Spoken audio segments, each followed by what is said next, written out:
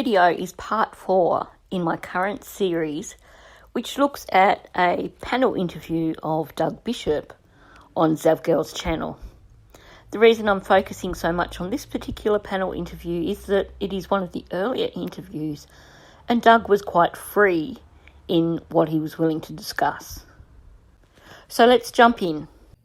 Was Nick the tow truck guy or the roadside assistant guy? Did he verify the vehicle, or was it more Kylie that he recognized? Can you answer that? Everything about his story was verified, and as far as with us, it was verified. We didn't. He became a part of his story because of his credibility.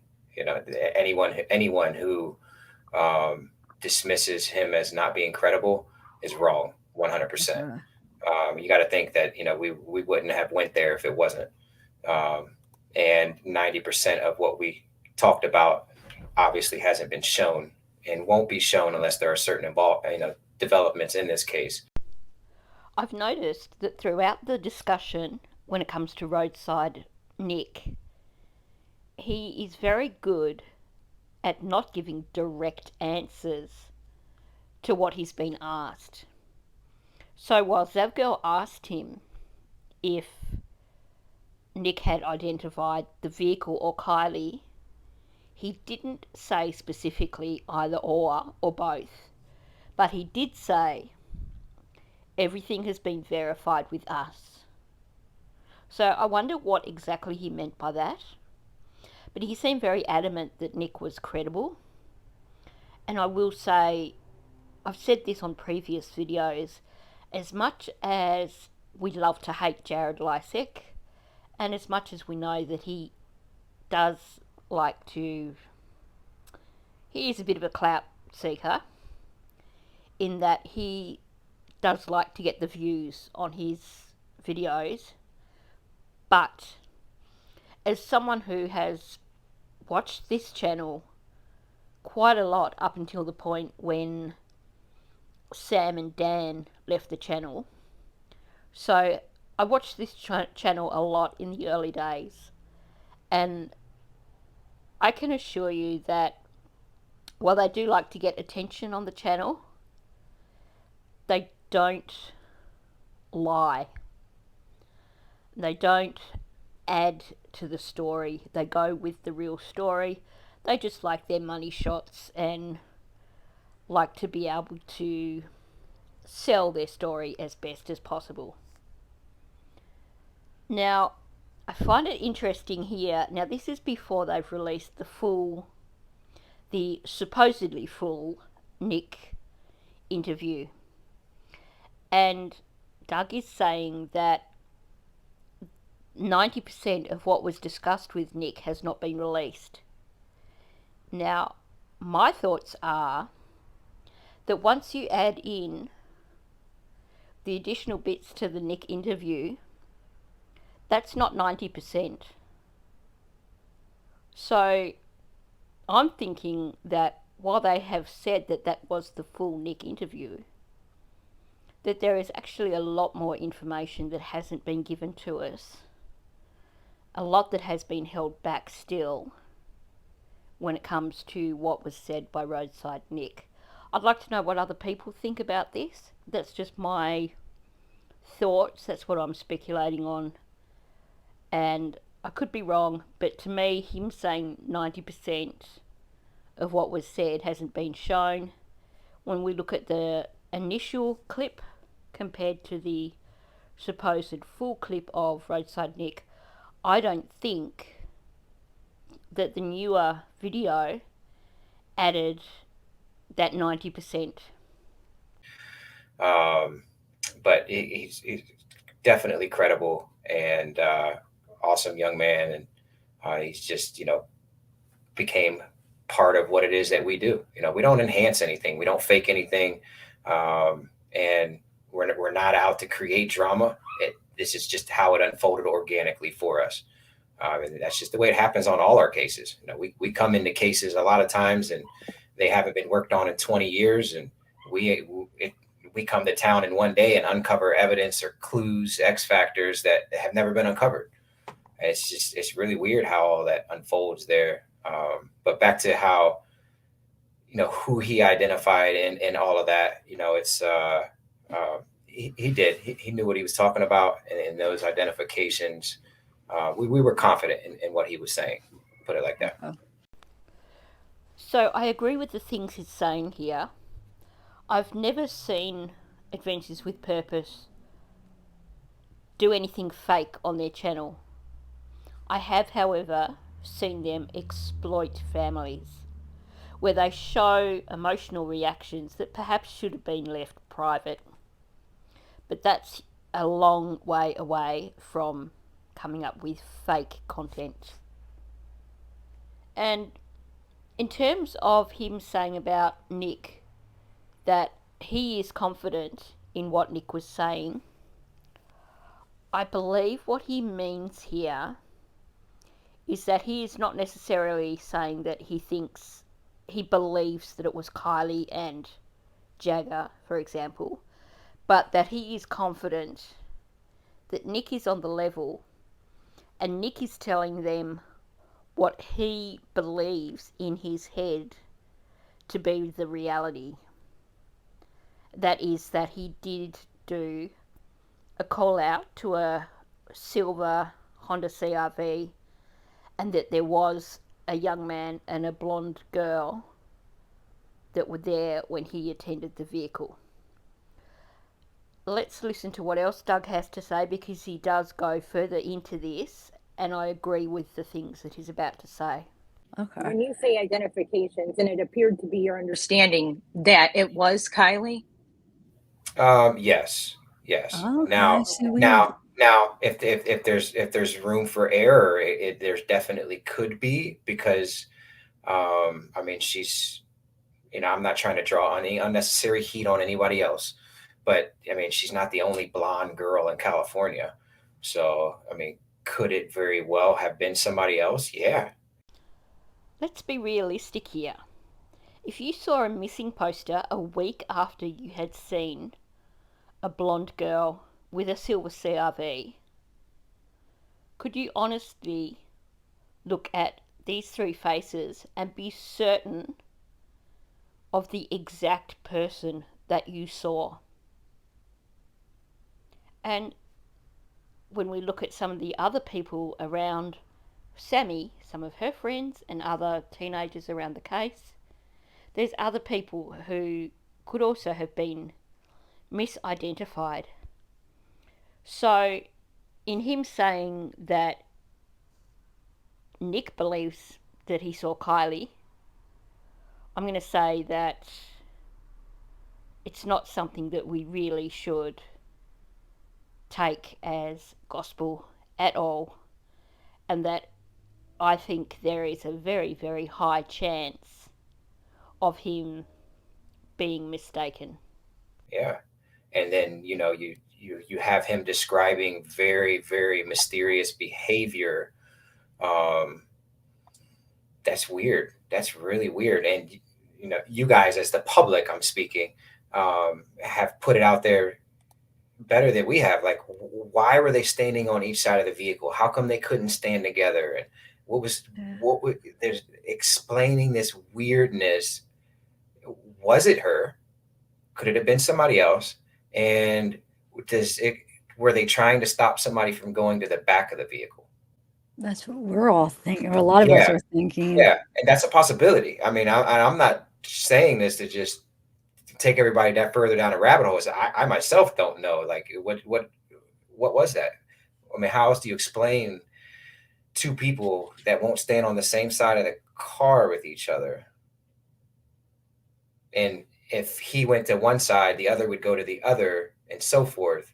What are they doing at that point? They're trying to stop somebody from going to the back of the vehicle, right? Yeah, that's what we're thinking. At least it So sounds good. It sounds legitimate.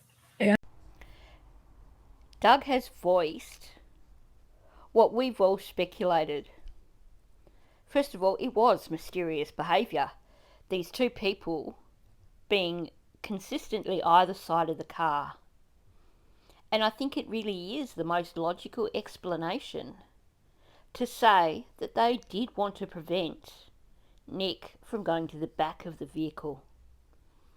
When you remember, if you've watched my videos about Roadside Nick and his description of the location of the vehicle, when he drove in towards the front of the vehicle, meaning that he never had an opportunity to go anywhere near the back of the vehicle. And he has basically said that the entire time that he was there, that these two individuals were always either side of him virtually, either side of the vehicle. And while at one point in the interview with Roadside Nick, they discuss whether perhaps she was uncomfortable with this guy and trying to get away from him. But given when you look at the size of Nick, you see the muscles on his arms. Now, if that was Kylie and she was feeling threatened in some way by this young guy, wouldn't she use that opportunity to ask for help? Because say hypothetically it was Jagger. Well, he looks like a bit of a weed compared to Nick. I mean, you can't deny Nick has some decent muscles on him. So wouldn't you feel, if you were on one side of the vehicle and the male was on the other side of the vehicle, and this big burly bloke was between you and him, wouldn't you then say, if you were in distress? Possibly. Certainly, I think when you consider what Kylie was like, she was a really plucky girl. And from the people who know her, it sounds like she wouldn't have been the wallflower who was prepared to allow some male get the better of her like that. So that in itself says to me that that could not have been Kylie with that vehicle. In which case, that situation says to me that it wasn't about the two individuals trying to get away from each other, but that it was herding behaviour. I think that they were trying to prevent Nick from going anywhere near the back of the vehicle. And we've all speculated on why that would be. Let's talk about that seatbelt sticking at the back of the vehicle. Let's talk about where Kylie was found when the vehicle was found. And that's why we're wondering if maybe it wasn't Kylie, and maybe he just recognized the car. He saw a blonde, and he just thought it was. And you also have to understand that this young man is a week later walking into a store, seeing a flyer, and boom, he understands what he saw and what happened with him out there, and is putting it all together. So I think there might be room for error in the female per se, and or the male. I mean, everybody wants to talk about one individual, because of that hat. I mean, how many millions of those hats have been sold? And this is California. That's a very popular style of hat amongst young people. So I think getting lost in, that just the hat itself, could be inaccurate. Now, I have discussed this on multiple occasions, but consider this. So you do a roadside assistance call, and at that roadside assistance call, there is a silver Honda CR-V and a blonde girl. Now, a week later, you see a flyer, and on that flyer is a missing blonde girl and a Honda CR-V. Now, regardless of whether it was the exact CR-V that you saw and the exact girl that you saw, your brain's going to make that connection.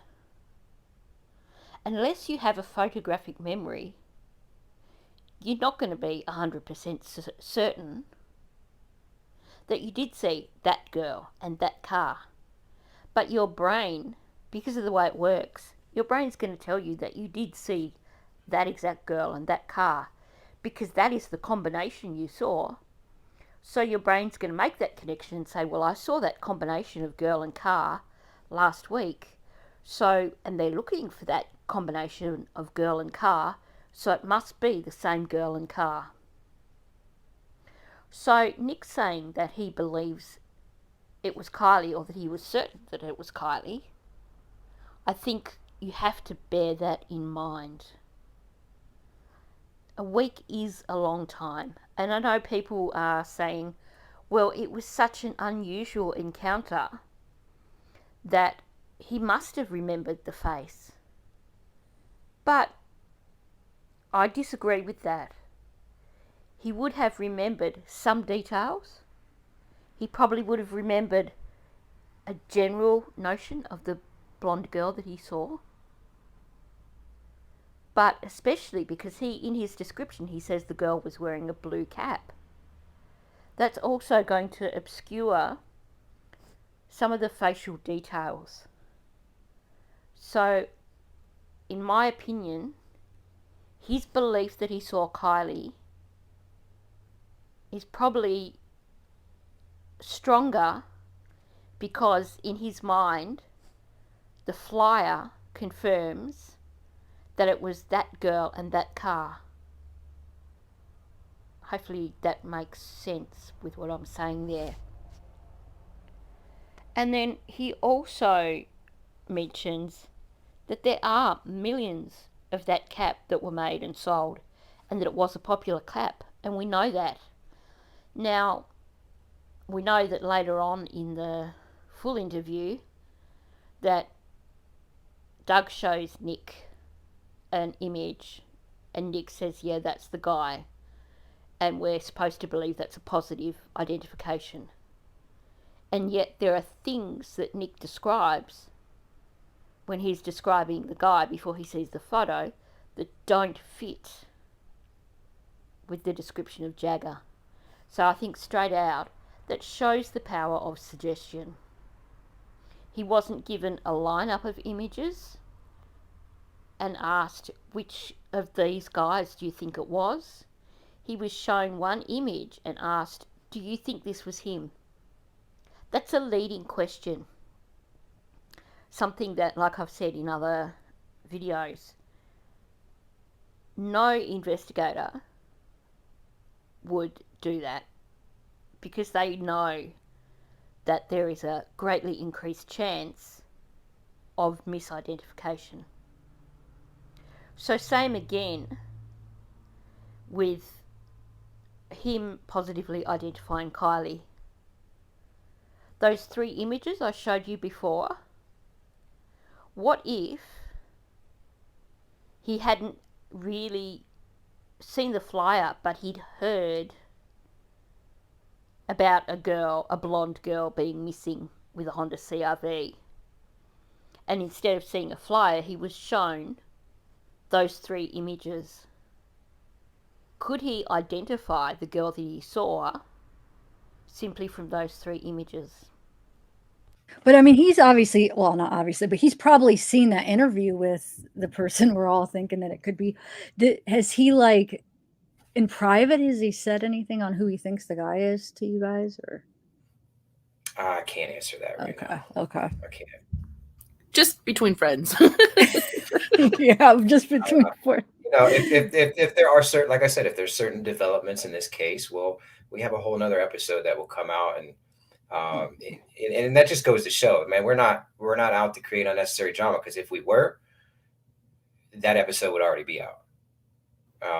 And you know, it would far more suit the people that think that, hell, you're just, you know, in it for glory. And no, we're just trying to help. You know, we were asked to help. We came and we helped, and we left, and we went on to help the next family. And that's all we want to do. And at the end of the day, our actions, our character, and our demeanor, and our product as a whole speaks for itself, and will always overshadow all that other drama. Of course, unfortunately, after Nick did his interview with Squirrel Girl, Jared decided that he was going to cash in on Roadside Nick and put the full interview out, in which Nick identifies someone who, according to that video, we're supposed to believe was Jagger. That is one of my major bugbears. Now, yeah, I could still be convinced perhaps of Jagger having some involvement, but my gut feeling says that that individual at that car that day was not Jagger. And let's not forget that even though it sounds like Nick is identifying Jagger, before he is shown that one single image by Doug, the description he gives doesn't exactly match Jagger. A lot of people are asking this. I'm not sure if you could answer this, but did she have clothes on? I cannot answer that. Okay. Sorry. Can you answer if she had shoes on? I cannot. No? Okay. That one part of the interview concerns me because when asked if she had clothes on, like if Kylie had clothes on when they found her, Doug paused and he let out a long sigh. And if you look at the video that I put out yesterday, which shows the image of the vehicle where Nick said that he could see that there were remains in the vehicle, let's call a spade a spade. The colour of the image that you can see blurred in the window of that vehicle is very, very pale. Given that Kylie was apparently wearing a black bodysuit or tank top and green dickies, we shouldn't have seen that paleness in the window of the vehicle. This is something I don't like speculating on, and I'm not going to go further into it than that. I'm going to let people draw their own conclusions. But it does disturb me that Doug made a huge sigh, and same with the was she wearing shoes. And we know that according to the autopsy, there was one shoe removed and the sock was tucked inside it, and that's really odd in itself. But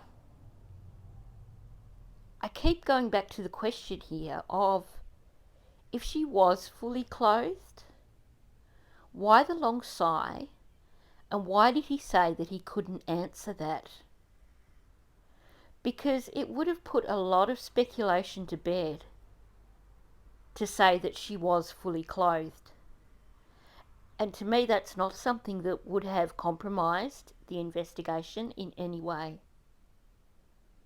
What do you think about that? I want to. It's I just know. I have to protect their investigation, and I'm not trying to interfere with anything that they have going on. He wants to, but he doesn't want to interfere with the investigation. Like I said, if she was fully clothed when they found her, how could saying that interfere with the investigation in any way? There really is, I believe, a heck of a lot more that members of the Adventures with Purpose team know that they can't tell us at this point in time. And we thank you for that. We know how hard it is sometimes to have info that just can't be let out, but it's vital to, to the investigation. I saw in the Sun that there was a $50,000 reward, but I haven't heard anything else about it. Are you guys entitled to that? Who was offering it, or do you know anything? We don't. We don't know. We don't work cases for rewards. Sure. If a reward is given to us, we definitely will honor a reward. I mean, we're at the end of the day, we're trying to do what we do on a shoestring budget.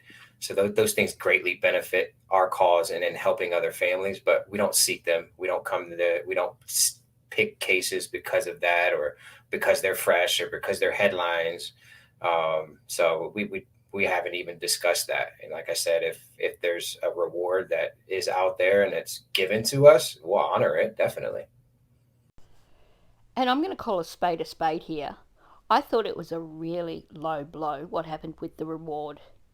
So by the time Adventures with Purpose announced that they were going to go and join the search for Kylie Rodney, that reward was up to $75,000.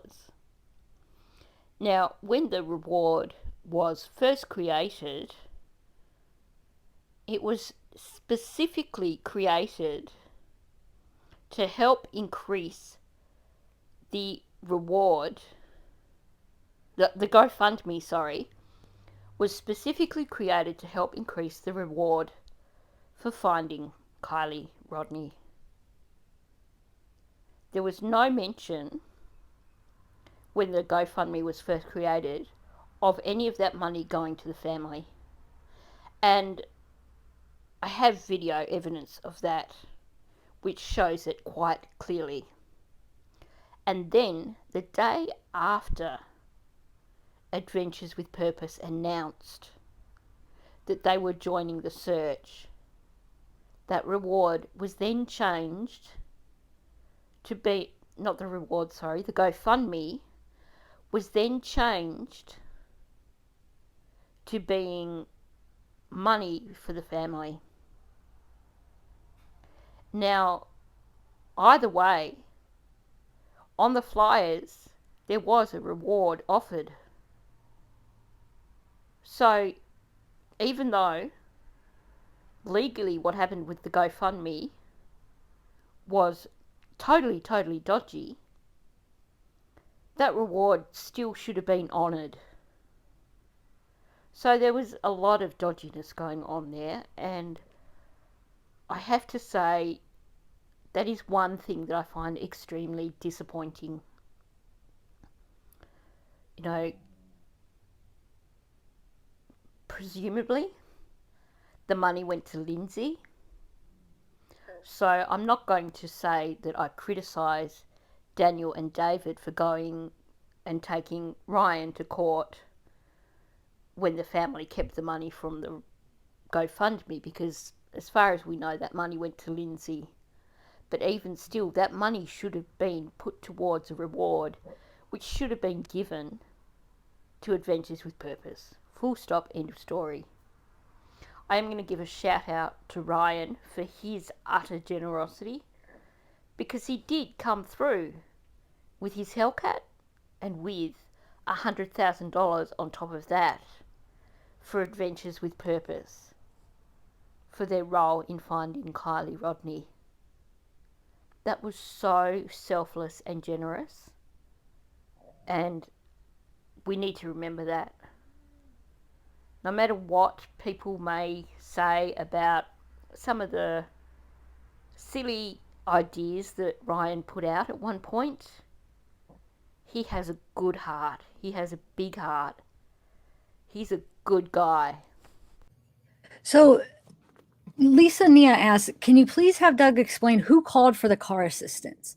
So we've been trying to figure out, was it like an automatic call, or did she call? Did he call? Because her phone was supposedly dead, right? He said the girl's phone was dead. Yeah. So how did he? So those, that information I can't release, Okay. but I can tell you that they have all of it. They have everything that they need, and they're working it really hard.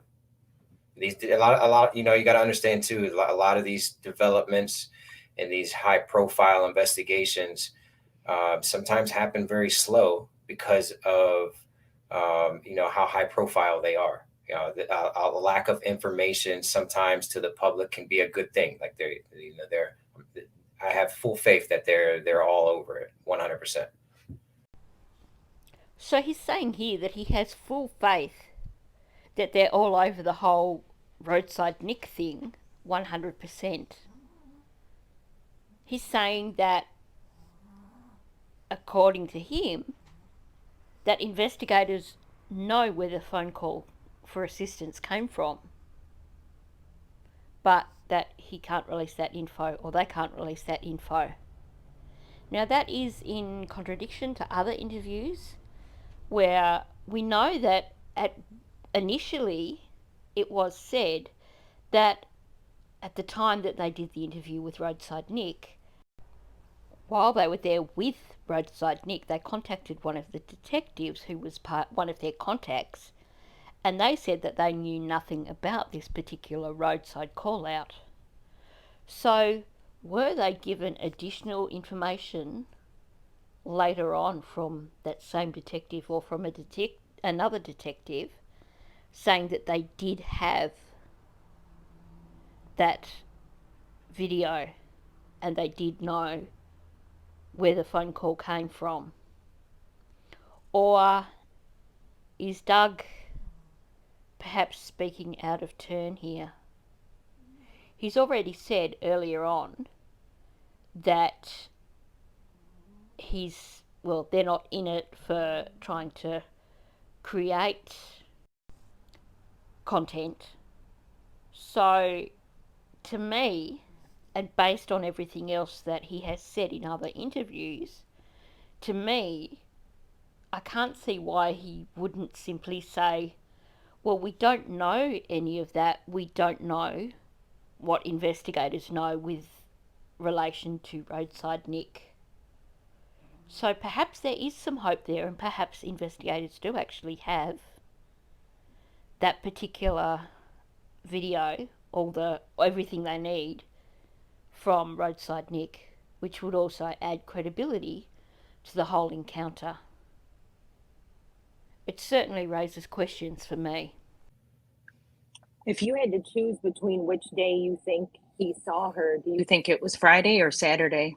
Saturday. Okay. Yeah, remember he said it was his girlfriend's dad's birthday, I think he said. That made him remember. Pretty sure that's what he said. Somebody asked, and I had it up, who was it? Oh yeah, that's Craig Essex says, did the passenger window break when the car hit the bottom? And I know you don't know for sure, but is that a typical thing that happens when it flips and hits the bottom? Could it have broke? That's not a typical thing. It's common, like I said, for us to find cars upside down because of the way they react and the buoyancy and the tires and so forth. That bottom of that river was very, very soft. The lake there is very soft. It's not typical for windows to get busted out just by the car floating down and resting. If that's the case, multiple windows would have broken. Is it possible? Yes. It's possible, but not speaking from my experience. I don't think so. Now, Jared actually made a point in an interview that he did of saying that it's not possible for that window to have broken out while it was underwater, while it was sinking. And I agree with that. It would have taken something such as the car being jerked by a tow truck and flipped over quite viciously to break that window, as in the way that the other window was broken. Okay?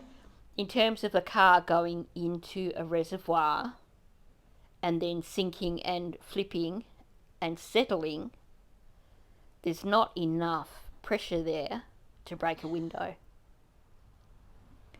So I strongly believe that window was broken out before that vehicle went into the reservoir.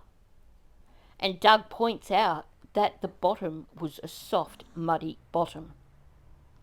So the window could not have broken out. As the vehicle was sinking, like I said, it's not like it being violently flipped over by a tow truck. It would have been sinking gradually. And even at a speed of, filling up with water and sinking, the pressure from the water would have been enough to prevent that window from shattering while it was settling on the bottom of the reservoir. That's what I believe, and that's what has been said by Jared Lysek. And as Doug says, it's nothing that he's ever seen. Sounds like he is saying the same as Jared. In his experience, it's not really possible. He's trying to offer the benefit of the doubt, but to me it sounds like he doesn't believe either that it's possible that window could have broken out in the process of that vehicle settling onto the bottom of the reservoir. So once again, this has become a somewhat lengthy video, so I'm going to stop it here. There's still plenty more to come from our friend Doug, and I will continue with this panel discussion, because, like I've said multiple times, I think this is a really, really valuable discussion, because Doug was so much freer about what he was willing to say in this particular instance. So thanks for watching. Please hit the like button. Also, please, if you are not subscribed, please subscribe to my channel, and please leave a comment below.